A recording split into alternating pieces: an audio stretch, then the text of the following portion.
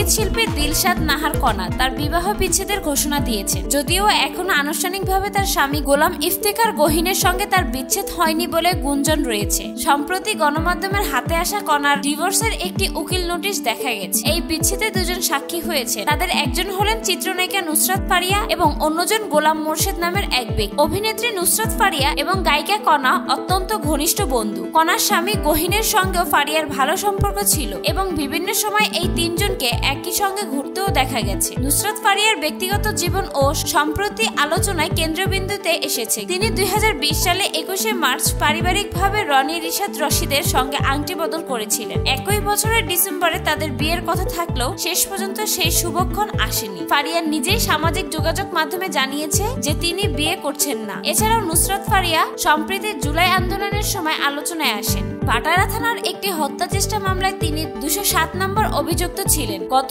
18 মে Thailand যাওয়ার সময় ঢাকার শাহজালাল আন্তর্জাতিক বিমানবন্দর থেকে তাকে গ্রেফতার করা হয়। যদিও পরের দিনই তিনি জামিনে মুক্তি পান। চলচ্চিত্রের পর্দায় নুসরাত ফারিয়াকে সর্বশেষ গত রোজার ঈদে মুক্তি পাওয়া জিন 3 সিনেমায় দেখা গেছে। কামরুজ্জামান রোমান পরিচালিত এই সিনেমার মাধ্যমে ফারিয়ার অর্ধযুগ পর জাজ মাল্টিমিডিয়ার সঙ্গে কাজ করেছেন। আখি, বিনোদন ডেস্ক, জনতার জাগরণ।